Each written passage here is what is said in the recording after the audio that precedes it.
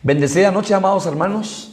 Damos gracias al Señor porque nos da el privilegio de poder compartir la palabra poderosa, viva y eficaz, y más cortante que espada de dos filos. La palabra que nos ministra, la palabra que nos levanta, la palabra que nos limpia, la palabra que nos sana, la palabra que nos restaura. La bendita y poderosa palabra del Señor. Por eso el Señor Jesucristo dijo: mi palabra es espíritu y es vida. Esta noche yo quiero invitarle a que usted me acompañe al libro de los Salmos, capítulo 69, versículo 13. Libro de los Salmos, capítulo 69, versículo 13. Se recuerda que el día martes estuvimos hablando acerca de la respuesta del Señor a tu oración. Hoy terminaremos el estudio. Libro de los Salmos, capítulo 69, versículo 13. Pero yo a ti oraba, oh Jehová, al tiempo de tu buena voluntad. Oh Dios, por la abundancia de tu misericordia, por la verdad de tu salvación, escúchame.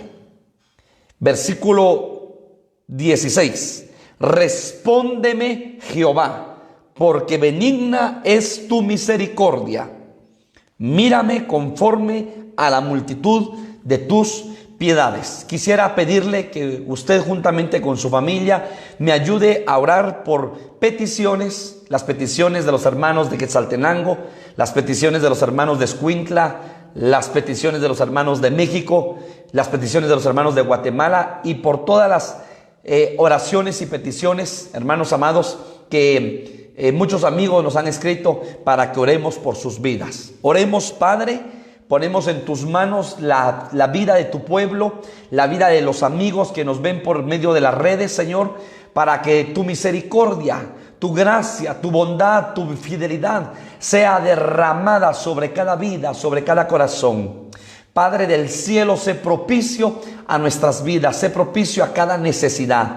Oramos por cada vida, por cada familia, de aquellos, Señor, que están enfermos. Pon tu mano poderosa de sanidad. De aquellos, Señor, que están, Padre, por necesitados, Padre, de una necesidad física, de una necesidad espiritual, Señor, sé propicio a sus peticiones. Oramos por cada vida, Señor, de aquellos amigos y hermanos, Señor, que están enfermos, con quebrantos de salud, Señor, que hay un diagnóstico médico, Señor, sobre sus vidas, Padre, para que tu nombre, que es sobre todo nombre, sea glorificado en esas vidas, Padre, en esos corazones, en el nombre poderoso de Jesús. Gracias. Manda, Señor, tu palabra, esta palabra que sana, esta palabra que restaura, en el nombre poderoso de Jesús.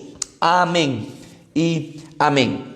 Esta noche, hermanos amados, quisiéramos continuar con el estudio del día martes.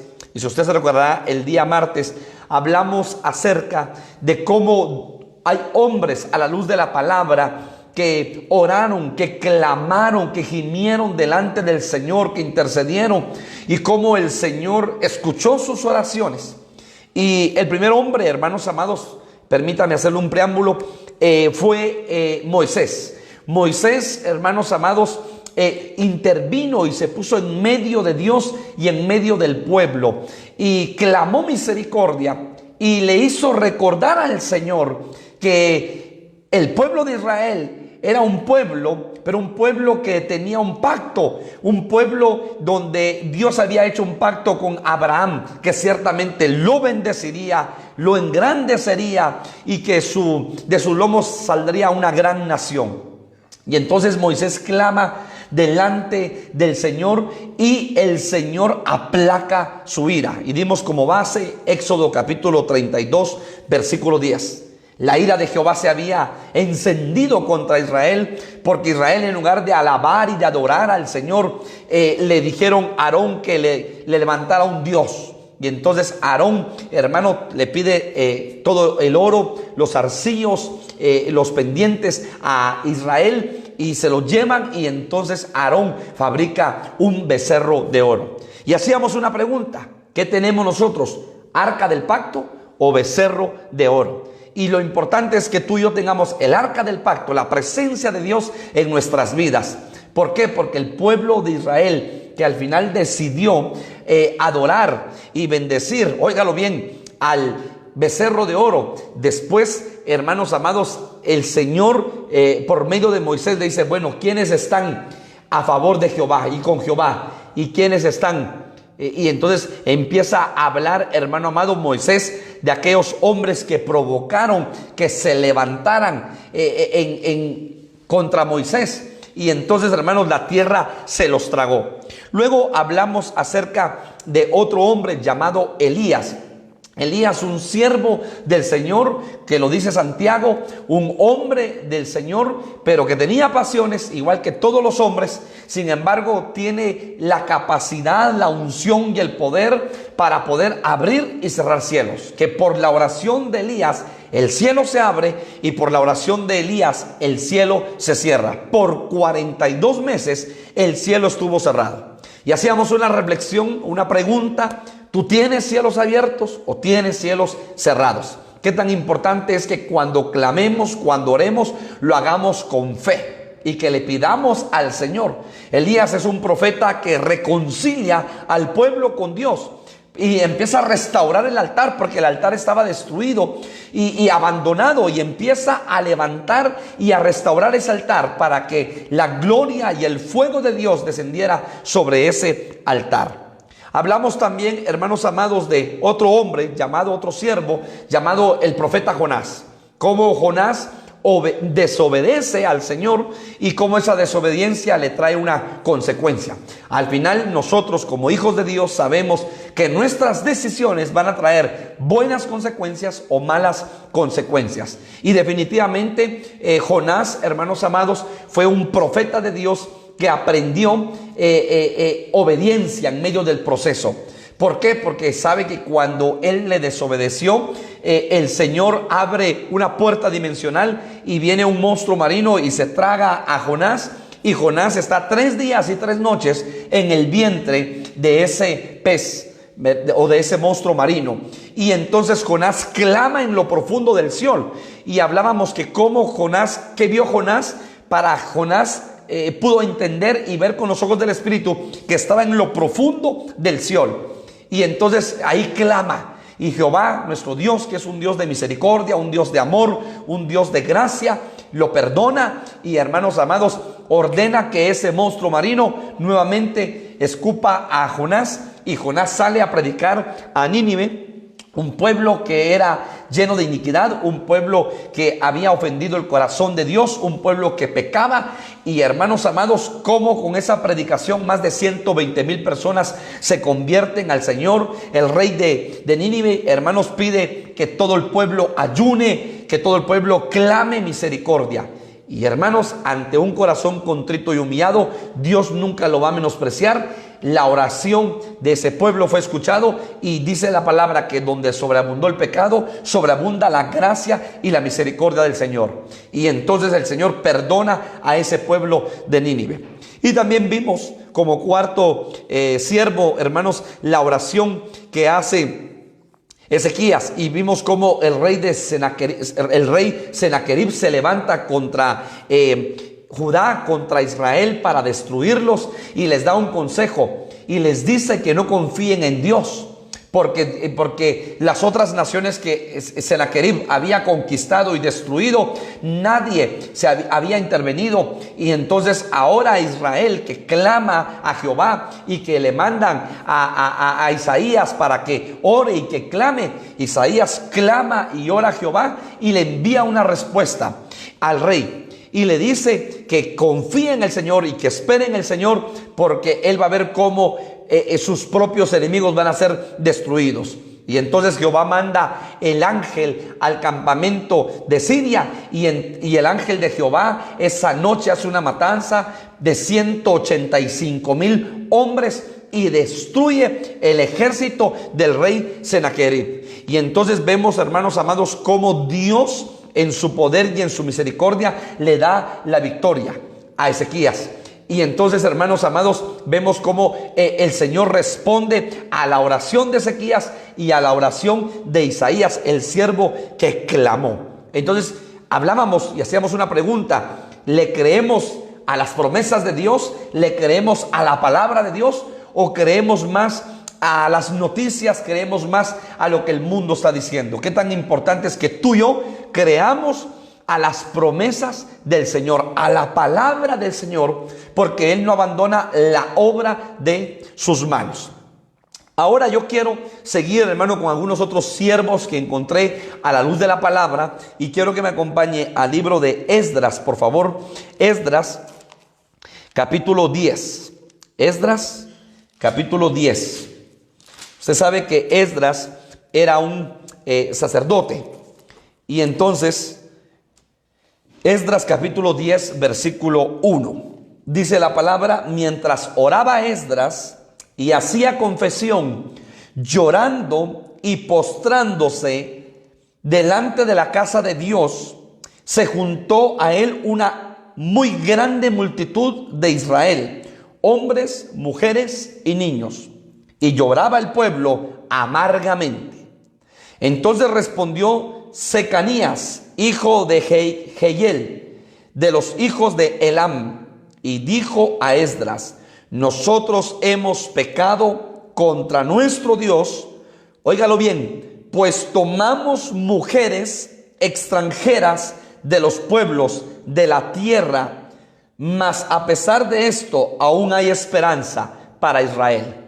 O sea que entonces el pueblo de Israel, hermanos amados, reconoce que habían pecado contra el Señor. ¿Y cuál fue el pecado? Tomaron mujeres extrañas de los pueblos de la tierra. Versículo 10 del capítulo 10 de Esdras.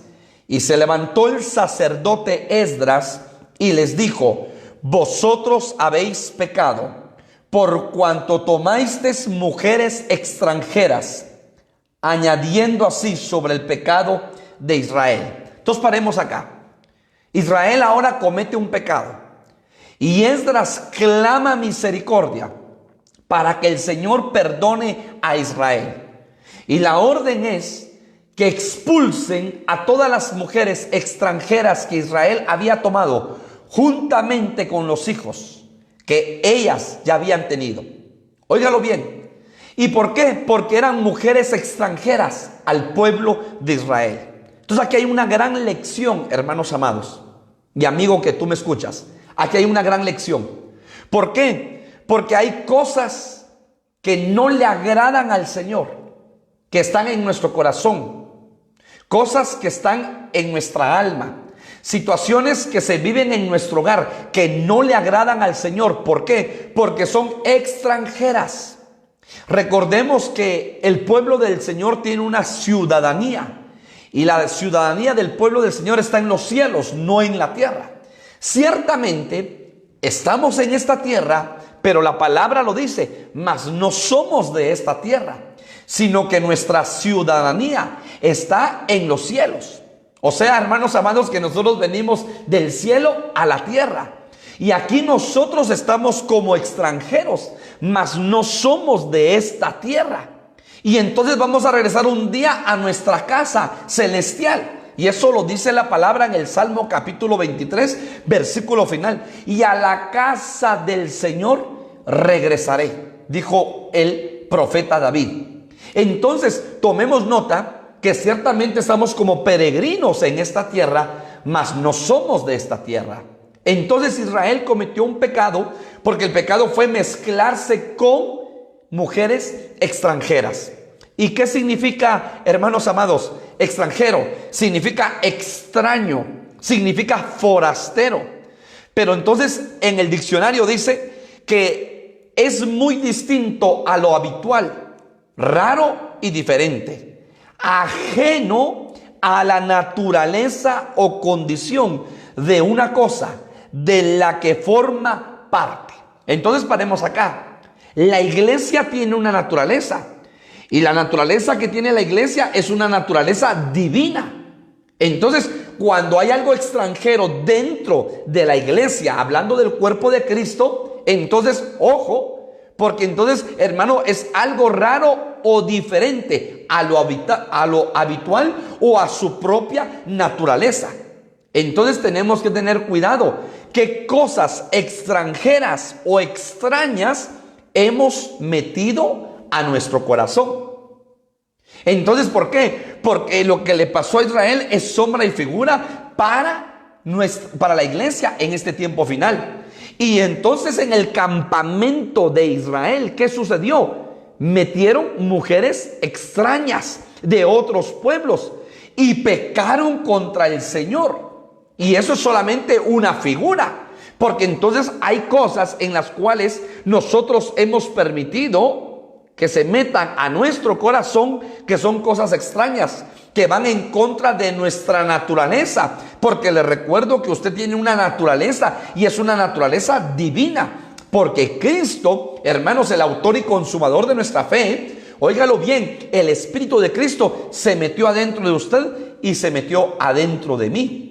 Y por eso el apóstol Pablo dice que ahora nosotros tenemos un tesoro en vasos de barro. El vaso de barro representa al humano, representa a la humanidad. Y ese tesoro precioso representa a Cristo. O sea, la divinidad de Dios adentro de usted y adentro de mí. Lo que tenemos que hacer esta noche es revisar qué cosas extrañas o extranjeras hay en nosotros.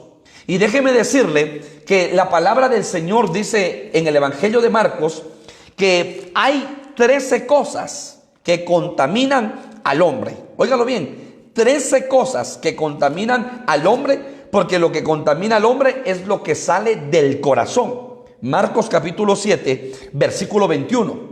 Porque de dentro del corazón de los hombres salen los malos pensamientos, los adulterios, las fornicaciones, los homicidios, los hurtos, las avaricias, las maldades, el engaño, la lascivia, la envidia, la maledicencia, la soberbia y la insensatez. 13 cosas. Todas estas maldades de dentro salen y contaminan al hombre. Todo lo que contamina al hombre no es lo que entra, sino lo que sale del corazón. Y usted lee, son 13 cosas que hay en Marcos capítulo 7, versículo 21 y 22. Entonces, cuando nosotros empezamos a escudriñar la palabra, nos damos cuenta que hay cosas extrañas que Israel permitió y que el Señor le dice que saque esas cosas extrañas de su corazón, de su campamento. Aquí estamos leyendo, hermanos amados, en el versículo de Esdras, como Esdras dice que está orando al Señor, y entonces el Señor le dice: el pueblo ha pecado porque han metido mujeres extrañas a su campamento. Entonces acá la pregunta es: ¿qué cosas extrañas nos tenemos que cuidar? ¿De qué cosas extrañas? ¿Qué tenemos que discernir en nuestro corazón y revisar si no está eso en nuestro corazón y expulsarlo, erradicarlo, sacarlo de nuestro corazón, para que nosotros no pequemos delante del Señor y para que, hermanos amados, óigalo bien, estemos en obediencia hacia el Señor? Porque ese fue el pecado de Israel. Y la oración de Esdras es: expulsen lo extraño, las mujeres extrañas del campamento, para que el Señor les perdone. Hermano, y la palabra dice que todos los hombres expulsaron a las mujeres extrañas, a sus propias mujeres, con sus propios hijos, porque eso no le agradaba al Señor. Entonces, a la luz de la palabra, hay muchas cosas extrañas. Y yo quiero que veamos rápidamente, porque no es el tema, pero sí que ponerle base bíblica, qué cosas extrañas la iglesia tiene que erradicar y sacar de su corazón, que no le agradan al Señor. Le voy a dar la primera base bíblica. Hebreos capítulo 13, versículo 9. Hebreos capítulo 13, versículo 9. Hebreos capítulo 13, versículo 9. Dice la palabra: no os dejéis llevar de doctrinas diversas y extrañas. Entonces, número uno, lo primero que la iglesia tiene que tener cuidado es de las doctrinas extrañas. Cuando nosotros revisamos la palabra, hermano, hay doctrinas de fariseos, hay doctrinas de saduceos, hay doctrina de Jezabel, hay doctrina de los nicolaoitas, hermano, hay doctrina de Balaán. Hay diferentes tipos de doctrinas que son doctrinas extrañas, que no son, hermanos, de la misma naturaleza que es la iglesia, que la iglesia es divina, sino que son doctrinas extrañas que la iglesia tiene que tener cuidado y erradicar. que son enseñanzas, porque la doctrina es una enseñanza, son enseñanzas, pero óigalo, extrañas, y la iglesia tiene que tener cuidado de esas enseñanzas extrañas. Número 1. Número 2, Levítico capítulo 10. ¿Qué cosas extrañas la iglesia tiene que erradicar? Levítico capítulo 10, versículo 1. Dice la palabra: Nadab y Abiú, que eran hijos del sacerdote Aarón, hijos de Aarón, tomaron cada uno su incensario y pusieron en ellos fuego, sobre el cual pusieron incienso, y ofrecieron delante de Jehová fuego extraño. Entonces, hermanos amados, el segundo tema que yo veo, lo extraño, es fuego extraño. Entonces, ¿qué tiene que sacar la iglesia? Erradicar de su corazón el fuego extraño. ¿Y qué representa el fuego extraño? El fuego representa la adoración al Señor. El fuego representa el mover del Espíritu de Dios. Porque, hermano, dice la palabra que estaban en el aposento alto y vinieron, hermano, óigalo bien, lenguas como de fuego. Entonces, ¿qué significa, hermano, el fuego? En este punto representa la adoración. Tenemos que tener cuidado a todos los hermanos que ministran en la alabanza y tienen el privilegio, porque la adoración, óigalo bien, no es copiar el modelo del mundo. La iglesia nunca va a ir al mundo a copiar cómo se adora al Señor, sino que tenemos que ver qué es lo que se hace en el cielo, porque la adoración es celestial e importar del cielo a la tierra la adoración. Por eso, hermanos amados, la adoración, óigalo, no es apagar las luces de la iglesia, no es solo dejar las luces puestas del escenario, no es, hermano amado, poner luz azul, luz tenue, luz roja, luz amarilla. Eso no es adoración. La verdadera adoración nace del corazón. La adoración es en espíritu y en verdad, porque Dios es espíritu, y los que le adoran en espíritu y en verdad es necesario que le adoren. La adoración, hermano, es dar lo mejor para el Señor, porque Abraham fue y adoró al Señor. Pero la adorar era dar lo mejor, la mejor ofrenda, sacrificar a su hijo, obedecerle al Señor. Eso es adoración. Ahí, hermano, cuando Abraham estaba en el monte y estaba en el altar, no había instrumentos de alabanza, no había guitarra, no había piano, no había bajo, no había trompeta. Entonces, ¿quién nos enseñó a nosotros que la adoración son instrumentos? La verdadera adoración es la que nace de lo profundo de tu corazón y de lo profundo de mi corazón. Es el poder darle gracias, honrar y glorificar al Señor por todos sus atributos, por lo que Él es, porque Él es santo, sublime, poderoso, grande, misericordioso, eterno, porque Él es un Dios de amor. Entonces le adoramos a Él y le cantamos a Él por lo que Él es. 3. Acompáñenme a Segunda de Reyes, capítulo 19. Segunda de Reyes, capítulo 19. Segunda de Reyes, capítulo 19. Segunda de Reyes, capítulo 19, versículo 24.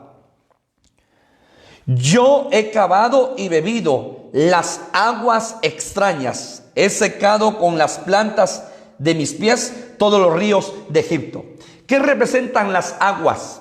Hermano, el agua es figura de la palabra del Señor. Entonces, mucho cuidado con la palabra extraña. Por eso tú y yo, hermanos amados, tenemos que estar, óyelo bien, espigando en el campo de Booz. Óyelo bien, en el campo de Booz, que es la palabra del Señor. Amar la palabra con todo nuestro corazón y, hermanos amados, estar espigando la palabra. Pero ¿qué sucede muchas veces? A veces hay comezón de oír. Y entonces cuando tú empiezas a escuchar, hermanos amados, porque claro que sí, hay ministros del Espíritu, no solamente está la misión Ven Señor Jesús con la verdad, hay otras misiones. Pero ¿cuál es el problema? Cuando tú empiezas a escuchar a una misión, a otra misión, a otra misión, a otra misión, a otro predicador, hermanos amados, perdona, eso no es así. Tú y yo tenemos que ser fieles a poder escuchar la palabra del Señor y poder espigar en el campo en el cual Dios nos ha puesto. Y hoy precisamente en la enseñanza de la palabra, hermana Wendy, que compartió la palabra, compartía eso. ¿Qué hizo Ruth? Ruth fue una mujer, hermanos amados, que estaba recibiendo y óigalo, levantando las espigas que dejaban caer los mozos, los trabajadores de Booz.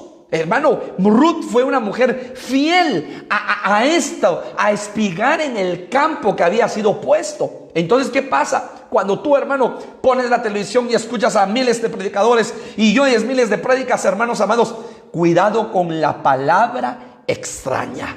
Hermanos, nosotros tenemos una doctrina y la doctrina es enseñanza y es una doctrina sana y somos celosos de la palabra. En la misión, hermanos, somos celosos de la palabra, somos celosos de lo que se enseña, de lo que se predica. Entonces tu corazón y mi corazón tienen que estar guardados, hermanos amados, para tener mucho cuidado de oír, y hermanos amados, aguas extrañas que representa la palabra extraña. Jeremías 2:21. Jeremías capítulo 2, versículo 21. Jeremías capítulo 2, versículo 21. Te planté de vid escogida, simiente verdadera toda ella. ¿Cómo pues te me has vuelto sarmiento, o sea, vid extraña? ¿Qué representa la vid? La vid verdadera es Cristo. Juan capítulo 15 versículo 1. Yo soy la vid verdadera. Hermanos, si hay una vid verdadera, definitivamente va a haber una vid falsa, una vid extraña. La vid también representa a la mujer. Óigalo bien, la vid también representa a la mujer como esposa.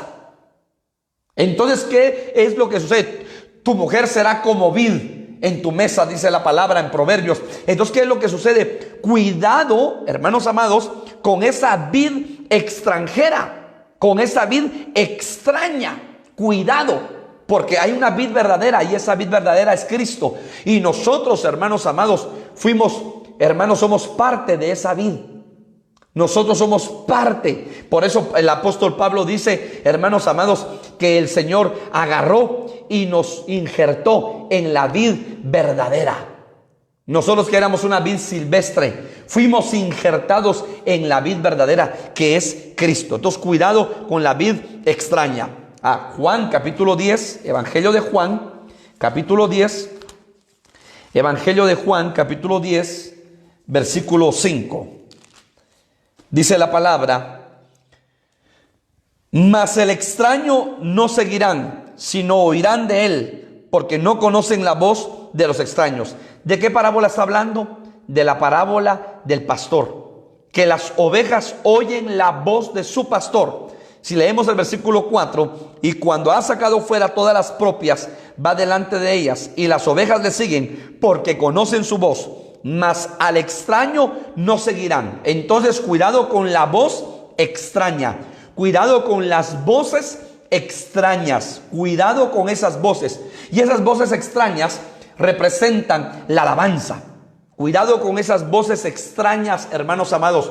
Nosotros tenemos que ser muy celosos de lo que, hermano, en la iglesia cantamos y adoramos al Señor, y pasarle el escáner a los coros que se van a cantar, y pasar el escáner a los coros de alabanza o a los coros que se utilizan en la adoración, que se están cantando al Señor. ¿Por qué, hermanos amados? Porque no es solamente, hay coros que al final son almáticos, que no ministran al Señor, sino que son almáticos. Y hermanos, nosotros estamos para alabar y glorificar y adorar al Señor.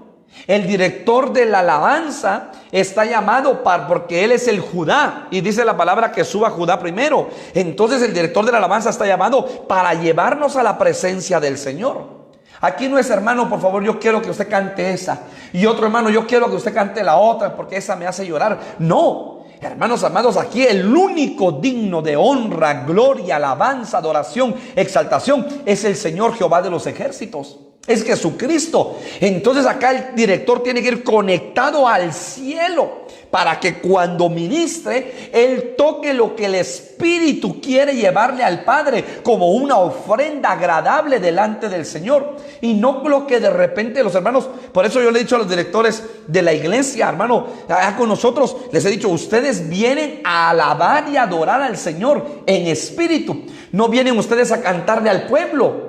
Ustedes métanse y nosotros nos vamos a seguirles para que todos juntos lleguemos a la presencia del Señor y ministremos al Rey. Porque le venimos a cantar no a los hermanos, le cantamos al Señor.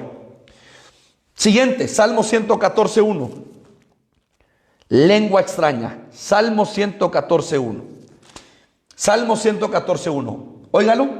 Cuando salió Israel de Egipto, la casa de Israel, de Jacob, del pueblo extranjero. Entonces, ¿dónde estaba Israel? Estaba metido en un pueblo. Y ese pueblo se le conoce como Egipto, pueblo extranjero. Entonces, un pueblo normalmente tiene cultura, tiene moneda, tiene lengua, tiene habitantes, tiene lenguaje, tiene costumbres. Entonces, cuando Israel salió después de 400 años, hermano, no sé cuántas generaciones pasaron, hermano. Entonces, cuando Israel sale, porque el Señor lo saca, óigalo bien, Israel tenía lenguaje egipto, costumbres egipcias, vestuario egipcio. Hermano amado, Israel tenía una serie de situaciones en su corazón. Y por eso Dios utiliza el desierto para limpiarlo. Y el desierto fue un proceso de descontaminación y de limpieza. Cuando tú y yo salimos del mundo espiritualmente hablando, hermanos, nosotros hablábamos como el mundo habla. Y decíamos 1000 malas expresiones. Y para nosotros eso era normal. Sin saber que dice la palabra, sean gratos los dichos de mi boca. Por el salmista David. Entonces, hermano, Pablo dice que daremos cuenta aún de la palabra ociosa que ha salido de nuestra boca. David decía, pon guarda en mi boca. Entonces nosotros, hermanos amados, salimos con costumbres del mundo, con vestidura del mundo, con lenguaje del mundo. Y entonces teníamos un lenguaje.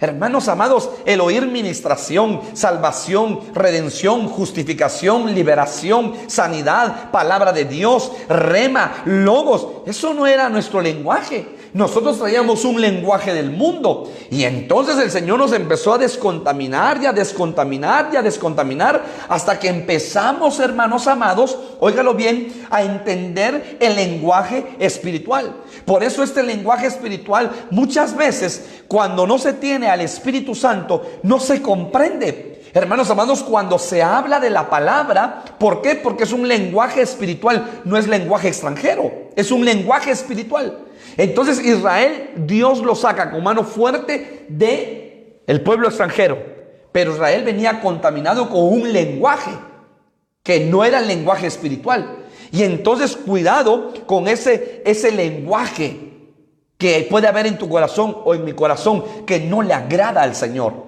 Y por eso tenemos que pedirle a David, pon guarda en mi boca. Si tú eres de aquellos hermanos o aquellas hermanas que por cualquier cosa se enoja y lo primero que hace es abrir su boca y maldecir, ten mucho cuidado. Si tú eres de aquellos hermanos que no refrena su lengua, ten mucho cuidado. Hace días el apóstol decía, si alguien quiere ver días buenos, refrene su lengua. Y eso lo dice, hermano, la palabra del Señor. Si queremos ver buenos días, refrenemos nuestra lengua. ¿Qué dice Santiago, hermanos? Que el varón perfecto es aquel que sabe refrenar su lengua. Entonces, que hermano, con sus palabras, no ofende a Dios. Mire, acompáñeme a Santiago, le voy a dar la base. Santiago, capítulo 3, versículo 2. Porque todos ofendemos muchas veces. Si alguno no ofende en palabra, este es varón perfecto, capaz también de refrenar todo el cuerpo. Entonces, ¿qué tenemos que hacer? Refrenar nuestro cuerpo. Y no ofender con palabra. Porque si no ofendemos con palabra, hermano, llegamos a la perfección delante del Señor. Es un varón perfecto, porque no ofende con palabra. Entonces, cuidado con la lengua extraña. Siguiente, Proverbios 20:16. Proverbios, capítulo 20. Mire todo lo que la iglesia tiene que limpiar de su corazón, hermanos. Todo lo que la iglesia tiene que limpiar. Proverbios, capítulo 20, versículo 16. Quítale su ropa al que salió por fiador del extraño, y toma prenda del que sale fiador por los extraños. Mucho cuidado con el varón extraño. La palabra lo está diciendo.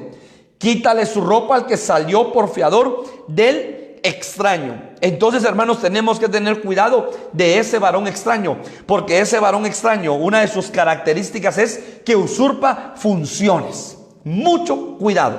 Siguiente, Proverbios 2:16. Mire qué dice la palabra acerca de la mujer extraña. Serás librado de la mujer extraña, de la ajena que halaga con sus palabras. Entonces hay que tener mucho cuidado, porque hay una mujer extraña, óigalo bien, lo podemos ver desde el ángulo espiritual, desde el ángulo físico, que halaga con las palabras, pero que esas palabras son lazo para que el varón caiga, óigalo bien, y que el varón se convierta en un bocado de pan, dice la palabra en Proverbios, capítulo 7. Entonces, mucho cuidado con la mujer extraña. ¿Qué representa eso? Varón, que tú eres casado, que tienes una esposa, tienes que serle fiel a tu esposa hasta la muerte.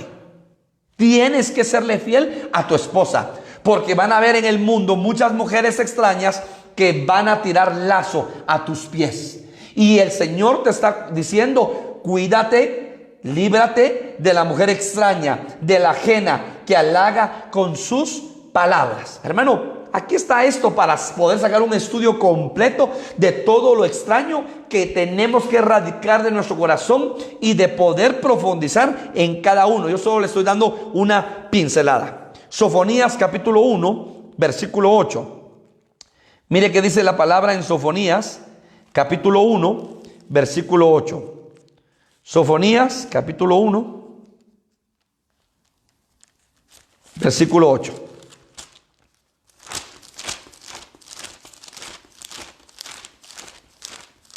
Sofonías 1:8. Y en el día del sacrificio de Jehová castigaré a los príncipes y a los hijos del rey y a todos los que visten vestido extranjero. Entonces, ¿qué representa el vestido? Cobertura.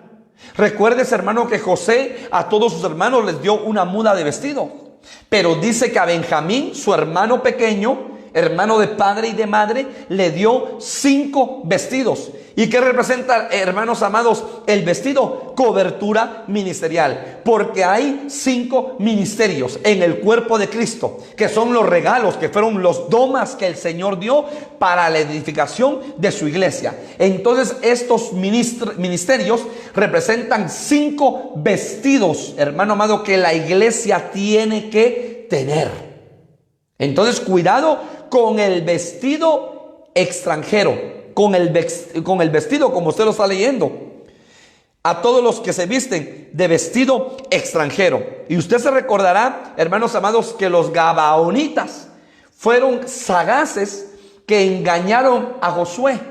Y entonces, ¿qué hicieron ellos? Hermanos amados, sacaron su pan mohoso, que representa la palabra del Señor. Sacaron sus zapatos viejos, que representa el evangelismo. El pan representa la palabra, que es el pastor. Hermanos amados, óigalo bien, sacaron aquellas sus bolsas, hermanos amados, de cuero, donde guardaban el vino, sus odres viejos, que representan el ministerio profético. Y entonces, hermanos amados, estos se pusieron sus vestidos viejos, que representa el ministerio apostólico, el que cubre el cuerpo. Y entonces, hermanos, vinieron delante de Josué y le dijeron: nosotros somos pobres, extranjeros, nómadas, andamos de un lado para otro, perdona nuestras vidas, no nos mates y seremos esclavos de tu pueblo, nosotros te serviremos. Y Josué hace un pacto. Usted sabe, más adelante Saúl rompe ese pacto, y por haber Saúl, hermano, violado ese pacto, Dios hace justicia, y óigalo bien, viene una hambruna tremenda para Israel, y entonces David inquiere diligentemente delante del Señor, hermano, y entonces le pide al Señor misericordia, y Dios le habla a David, y David restituye, óigalo bien, lo que Saúl hizo locamente al poder, hermano, matar a los gabaonitas. Entonces, ¿a qué voy? Que los gabaonitas, hermano, engañaron a Josué. Los gabaonitas engañaron a Josué. Y entonces se pusieron sus vestidos viejos. Cuidado con la cobertura, hermano amado. Cuidado si tú dejas tu cobertura y te vistes de vestidos viejos. Cuidado. Muy bien. Siguiente, por favor, acompáñeme a Segunda de Crónicas, capítulo 14. Segunda de Crónicas, estamos viendo todo lo extranjero o lo extraño que el pueblo de Dios en este tiempo final tiene que erradicar de su corazón. Segunda de Crónicas 14:3. Porque quitó los altares del culto extraño. Hay culto extraño, óigalo bien. Hermanos amados, la iglesia tiene dos cultos: el culto a lo David y el culto a lo Pablo. El culto a lo David se le conoce como el culto emocional, donde tú cantas, saltas, alabas, haces corro delante del Señor, remolineas, donde tú levantas tus manos, aplaudes, silbas. Es el culto emocional. Pero el apóstol Pablo nos habla del culto racional. Hermanos, Romanos capítulo 12, del versículo 1 en adelante. Presenten vuestros cuerpos en sacrificio vivo, santo y agradable a Dios, que es vuestro culto racional. Entonces hay dos cultos, la iglesia tiene dos cultos: culto emocional y culto racional. Hoy, hermanos, dejamos por un lado nuestros cultos emocionales, porque, hermanos amados, en los templos físicos pues hay un grupo de alabanza donde hay diferentes tipos de instrumentos, y donde cantamos, alabamos, levantamos nuestras manos, silbamos, hermanos amados, danzamos, hacemos corro, remolineamos delante del Señor, tocamos la pandereta. Gloria a Dios por eso. Pero ahora estamos viviendo nuestros cultos racionales. ¿Y cuáles son nuestros cultos racionales? Como tú y yo estamos en casa, como tú y yo damos el ejemplo de alabar, de adorar, de bendecir al Señor, de orar, de ayunar, de leer la palabra. Hermanos amados, son nuestros cultos racionales, donde no nos ven los hermanos de la iglesia, pero nos ve nuestra familia, nos ve nuestro esposo o la esposa, nos ven nuestros hijos. Hermano, ven nuestro comportamiento, ven nuestro ejemplo, cómo estamos nosotros haciendo nuestro culto racional delante del Señor. Entonces, cuidado con este culto extraño. Hermanos amados, mira todo lo que sucedió en el pueblo de Israel, sombra y figura para nosotros en este tiempo final.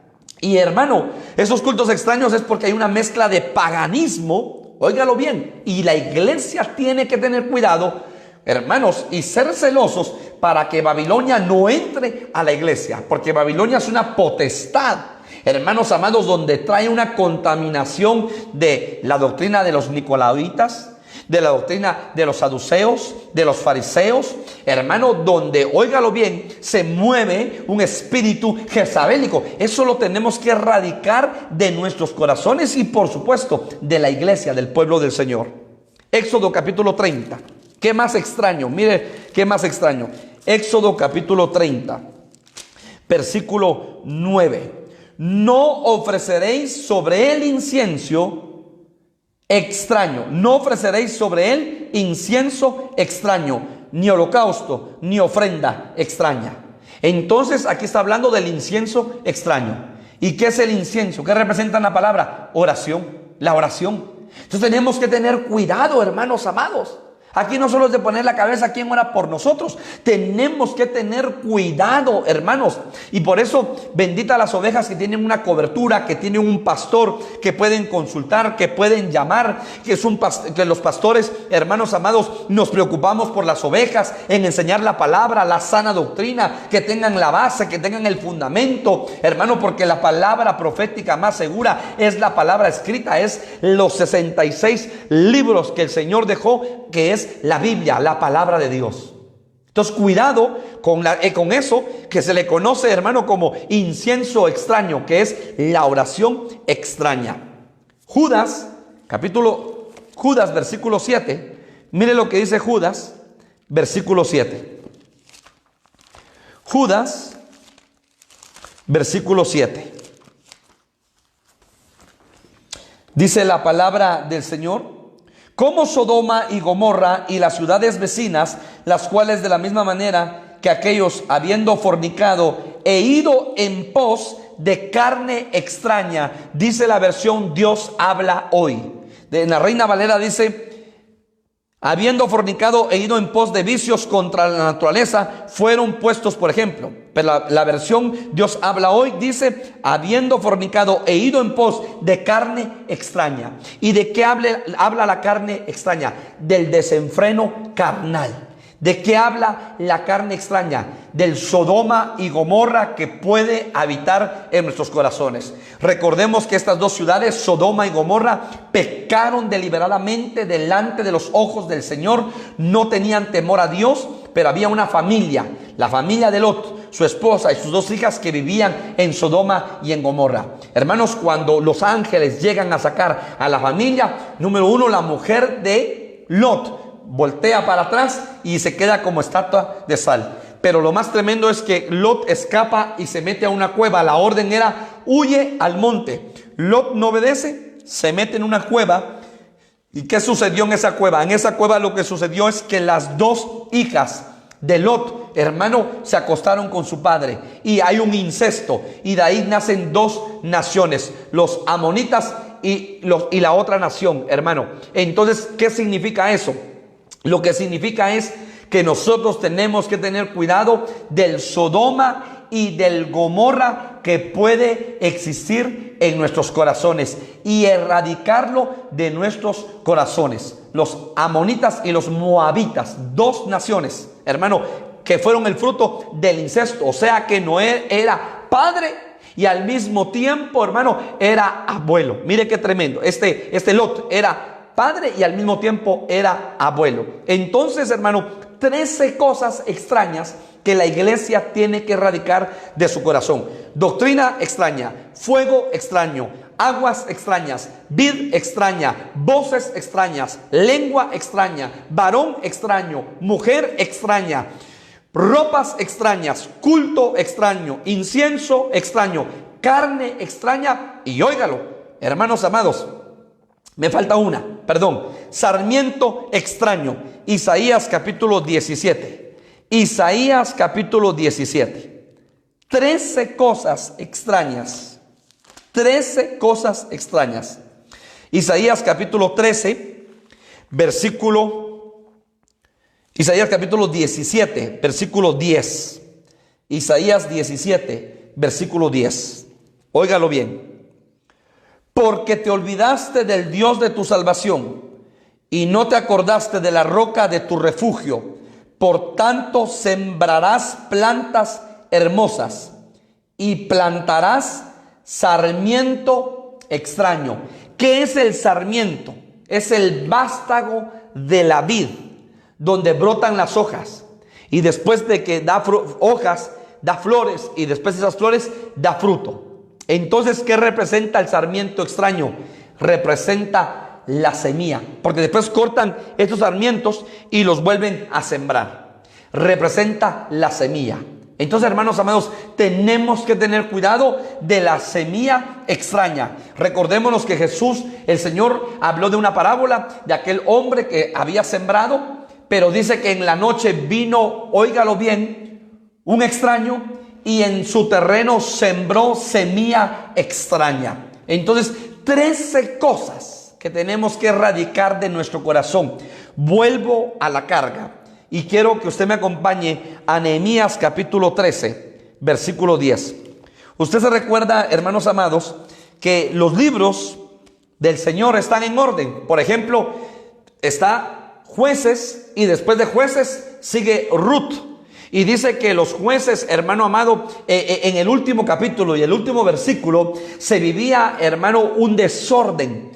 No había sujeción al Señor. Israel había pecado delante del Señor. Óigalo bien. Y entonces, hermanos amados, en ese tiempo, mire, Jueces, capítulo 21, versículo 25. Y en estos días no había rey en Israel, y cada uno hacía lo que bien le parecía. ¿Qué representa eso? Había una anarquía en Israel.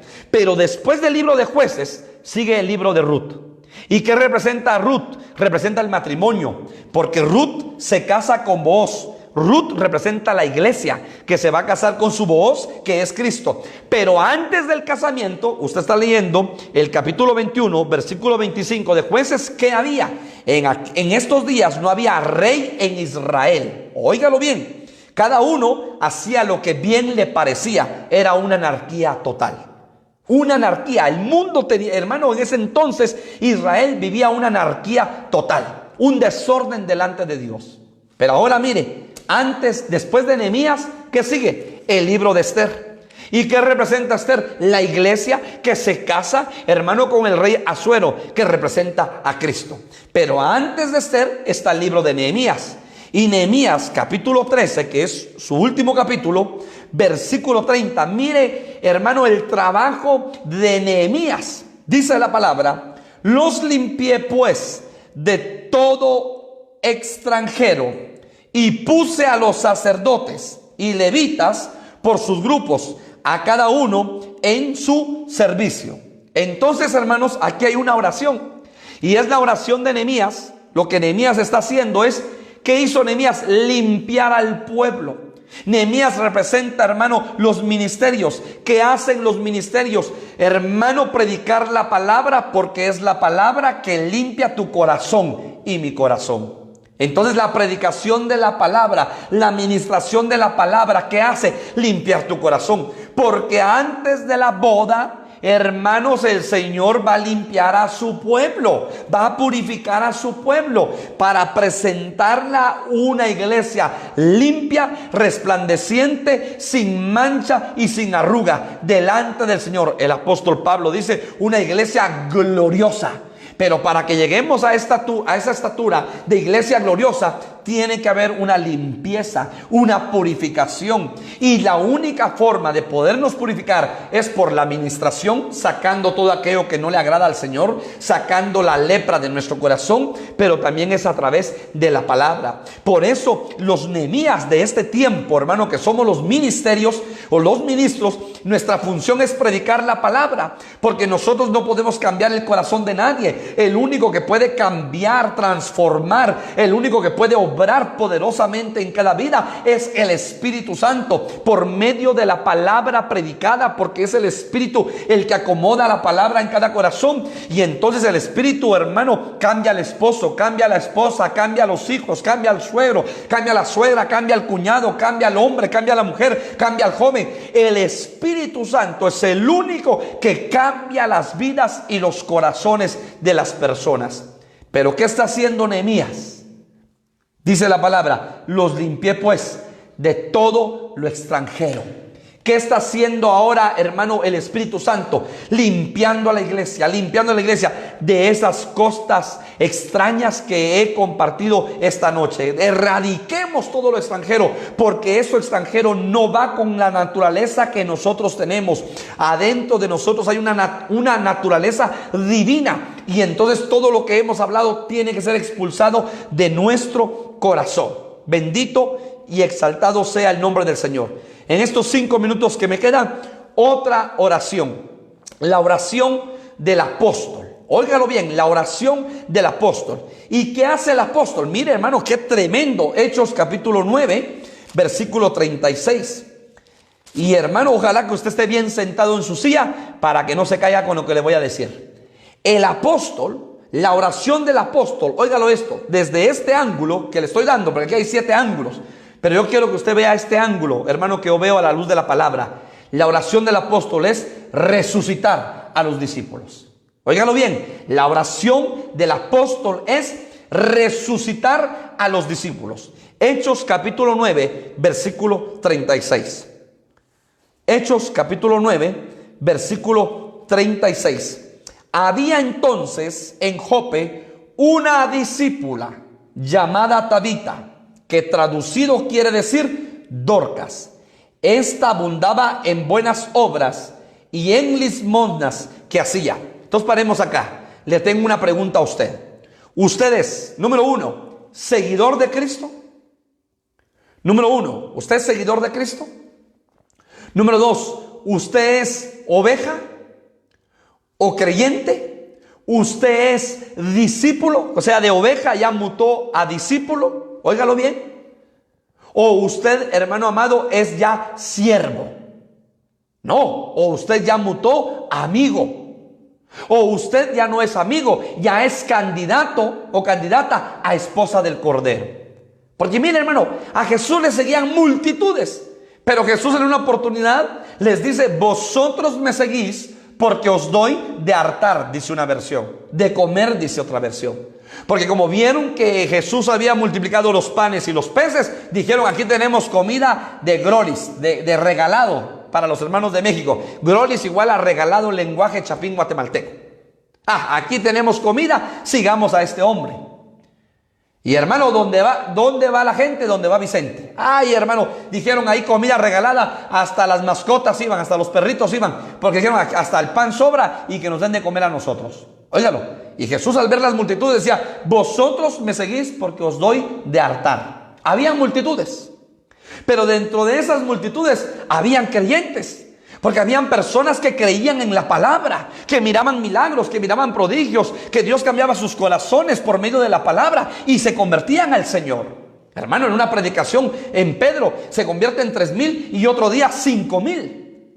Pero había otros que ya no eran creyentes, que ya eran discípulos. Y entonces el grupo se reducía, de multitudes de 10,000, 15,000, se reducía. Y Jesús, luego de haberse reunido con sus discípulos le decían: no entendimos la parábola del sembrador, explícanoslas. Y entonces Jesús venía y le explicaba a sus discípulos la parábola. Mire cómo se reduce el grupo. Pero después de esos discípulos, ¿qué sigue? Siervos. Entonces Jesús le dice a 3 de sus 12 discípulos: Pedro, Jacob, Juan, síganme. Y se va a un monte, y en ese monte, hermano, se transfigura. En ese monte, hermano, óigalo bien, la gloria de Dios desciende sobre Jesús.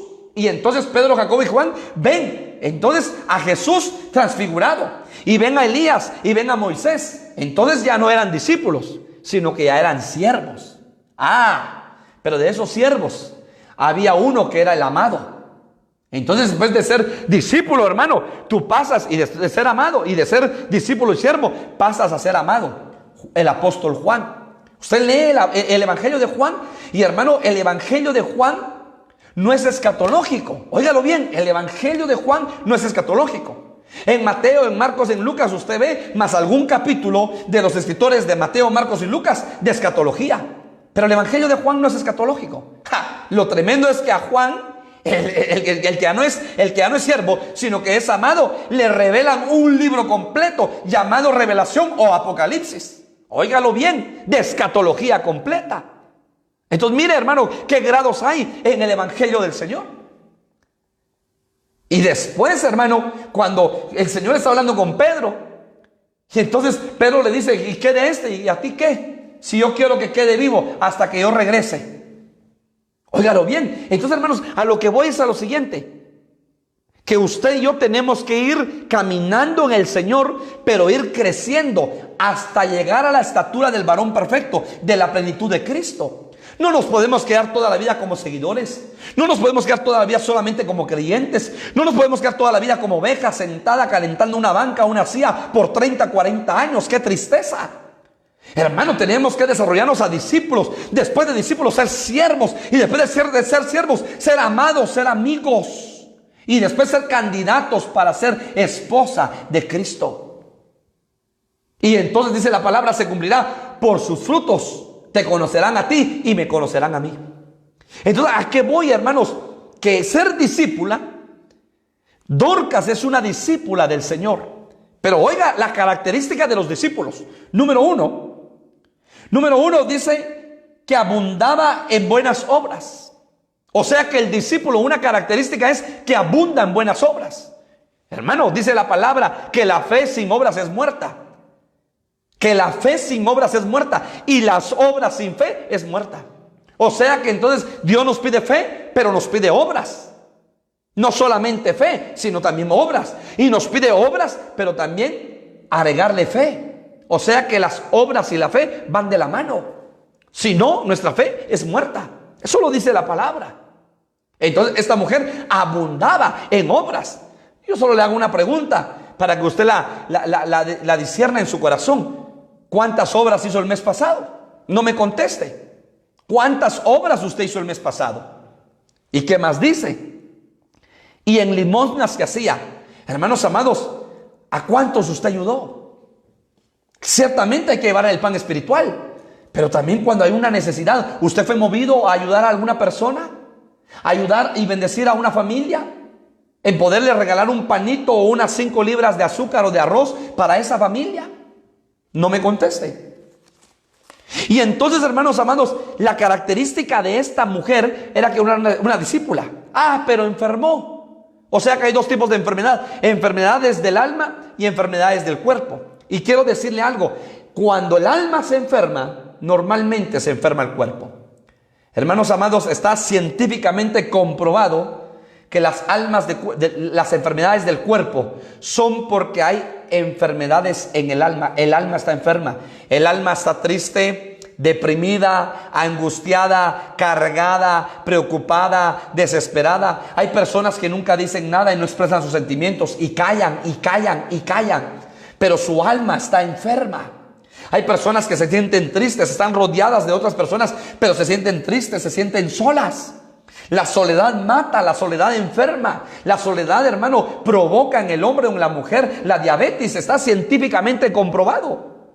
El temor provoca grandes dolores en el estómago. Está científicamente comprobada. La tristeza enferma los pulmones, las vías respiratorias, el sistema respiratorio, porque hay mucha tristeza en el corazón. Entonces la pregunta es, hay enfermedad del alma y enfermedad del cuerpo. La pregunta es, ¿de qué enfermedad tuvo esta discípula llamada Dorcas, que murió? Y entonces, hermanos amados, los discípulos sabiendo, y las ovejas sabiendo que había un apóstol, mandaron a llamar al apóstol Pedro. Y el apóstol Pedro, cuando recibe la llamada, inmediatamente va y llega. Y cuando la gente estaba llorando, acompáñeme, lea conmigo. Versículo 40, Hechos de los Apóstoles 9:40. Entonces, sacando a todos, Pedro se puso de rodillas y oró, y volviéndose al cuerpo dijo: Tabita, levántate. Y ella abrió los ojos, y al ver a Pedro se incorporó. O sea que la oración apostólica lo que hace es darle vida al discípulo que está muerto. Paremos acá, porque aquí hay una sombra, una figura preciosa, hermanos amados. Espero darme a entender esta noche. ¿Sabe qué hace el apóstol? Ora por los discípulos que están muertos. ¿Qué es un discípulo muerto? No estoy hablando de la muerte física. ¿Qué es un discípulo muerto? Es aquel que no tiene vivencia en el espíritu. Es aquel hermano que no tiene novedad de vida. Es aquel que solamente, es que hace 40 años, hace 30 años, hace 20 años, hace 10 años. Solo tiene experiencias viejas, pasadas, pero no tiene experiencias nuevas. Es aquel que solo tiene pasas, pero no tiene manzanos. Porque el manzano habla de la experiencia nueva, la pasa de la experiencia pasada. Entonces la experiencia pasada y la nueva te va a sustentar, pero necesitamos experiencias nuevas. Que tú puedas tener testimonio nuevo de que hoy tú le pediste al Señor y hoy el Señor te respondió. De que tú viste la gloria de Dios en tu vida, de que tú clamaste y viste la mano de Dios moviéndose a tu vida. Eso es lo que la iglesia necesita. Y por eso en las iglesias hay mucho discípulo muerto que tiene solo conocimiento, tiene la cabeza con 3 canastillos de pan, tiene conocimiento, hermanos amados, pero no tiene experiencia, no tiene vivencia en el espíritu. Y Dios quiere una iglesia como la de Hechos de los Apóstoles, una iglesia que diga: no tengo oro ni plata, pero lo que tengo te doy, en el nombre de Jesús levántate. Y aquellos cojos, hermano, aquel cojo se levantó y entonces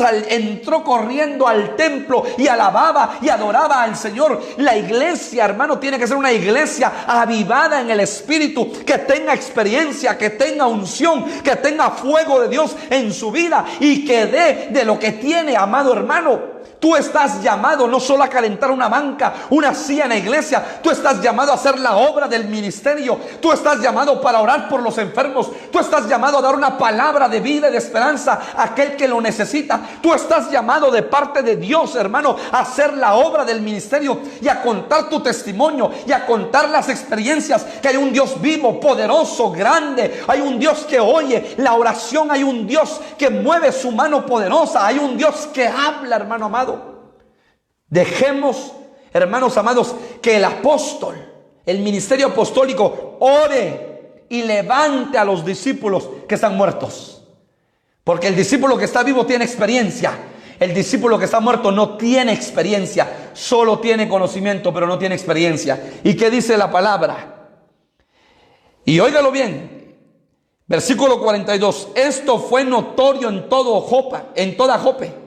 Y muchos creyeron en el Señor. Cuando te ven y te conocen con un discípulo que tiene experiencia, que tiene novedad, que, hermano, das testimonio de lo que Dios está haciendo en tu vida, muchos creen.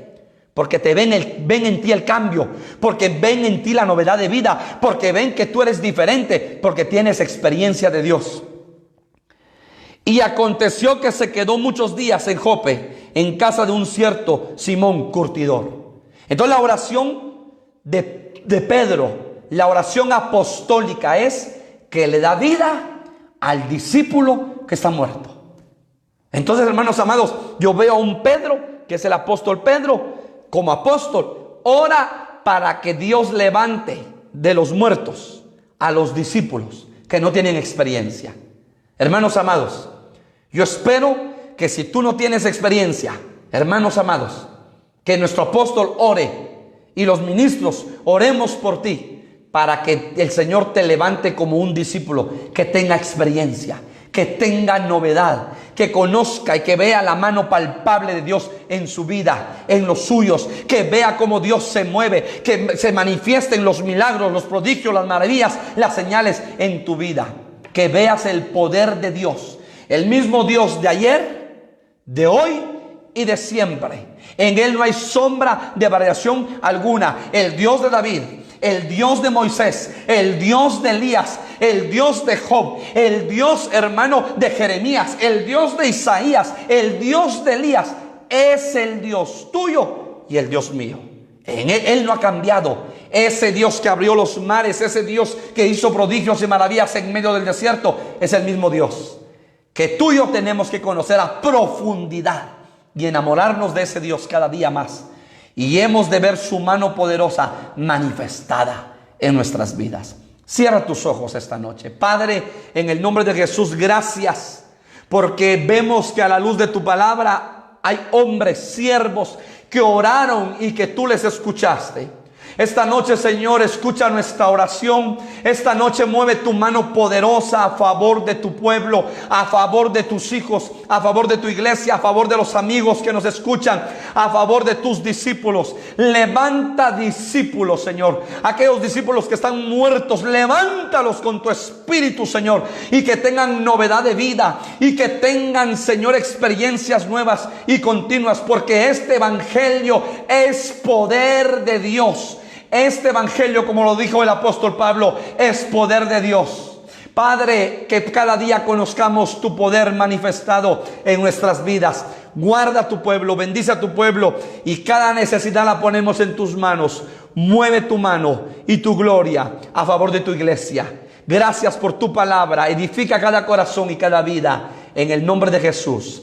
Amén y amén. El Señor te bendiga, te guarde y haga próspero tu caminar. Que el bien y la misericordia de Jehová te sigan todos los días de tu vida, pueblo de Dios. Bendiciones.